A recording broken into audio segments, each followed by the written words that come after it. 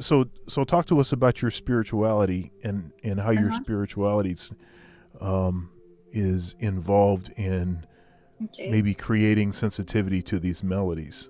Mm-hmm. Well, I don't have particular religion, but I believe that something above.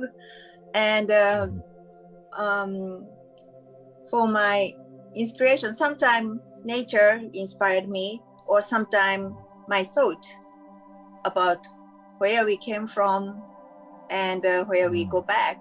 That kind of things, Right. emotions really influence to me. And Right. um, also, I believe that music is not only music, because sometimes music cheer, encourage people, and sometimes we put our mind together. And because of my special experience by touring over 30 years, I always at the concert feel very fortunate because music connects us beyond culture, religion, language, um, everything, and we can just put our mind together. So I believe that music is the gift from universe or God for us to put our mind together. So that kind of experience is really reflecting me, and my belief about that is became stronger, and also my connection between piano is getting stronger too. Yeah.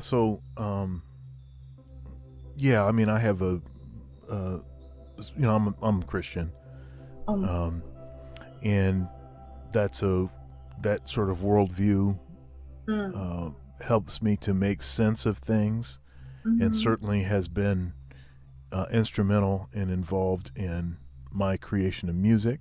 mm, Um, I remember when, so I started when I was 6, mm-hmm, so a year older than you were when you started, and a lot of my early experience with music I don't actually remember.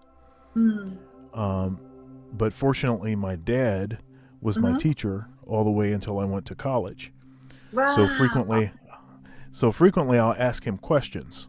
Mm-hmm, Okay, so what was I doing, and how did this situate, and what kind of things did you have me practicing, and mm-hmm, what was my um, commitment level or whatever. Did you mm, have to hassle me very much to get me to practice? mm, All of that, those kind of questions I've asked him, mm, and so so pretty close to when I started playing, I started mm. composing, started writing music. Wow, wonderful. And this thing that you were saying about receiving melodies, Mm-hmm, mm-hmm, uh, a uh, a regular time for me to mm-hmm. receive melodies was when I was asleep. So Oh, so I was dreaming melodies, and uh-huh. I'd wake up. It would be 3 in the morning, and I'd go Mm, down and I'd try to mm, write out the melody. mm-hmm. Um, and uh, that happened a lot until I was, I don't know, until I was a little older. Maybe it seems like that stopped being the regular way that I wrote melodies when I was, I don't know, early 20s or something. Uh-huh. And then I just at some point that wasn't the way it wasn't part of my process anymore. Oh. Um, and I think at first I started thinking that something was wrong. I was like, Something wrong. why am I not Yeah. getting the melodies anymore? Oh, really? You know, Uh-huh. um, but then I started to realize that Uh-huh. um, you know things can change, and uh, I'm very much uh, influenced by deadlines. It, I feel deadline is very important sometimes. And when I had deadline, and few songs came when I was sleeping too. And if I wake Mm. up and still I remember, and I feel okay, this is it. This is the one. and that became radio hit too. But because we create music, but basically we are not creating or music for particular deadline or company, right? So that's Right. why we have like infinite possibility, but at the same time it is very hard, especially as a producer, and waiting to collect many motifs. Usually I collect over 100 before selecting 10 songs for the album. So Right. kind of I didn't set the deadline, and then sometimes I catch and sometimes go to sleep, and sometimes starting tour and then I forget about me. I cannot concentrate on writing, and then postponing. And originally I was already finished recording project for new album this year, but I'm still writing. So deadline is important sometimes. Yeah, writing my own compositions has become a lengthy process. And it seems that the more compositions that I have that I haven't recorded, the less motivated I am to to write, because I'm like, well, I still have 20, 30 things that haven't been recorded yet. Why do I need to write something else? I think I'm not thinking that consciously.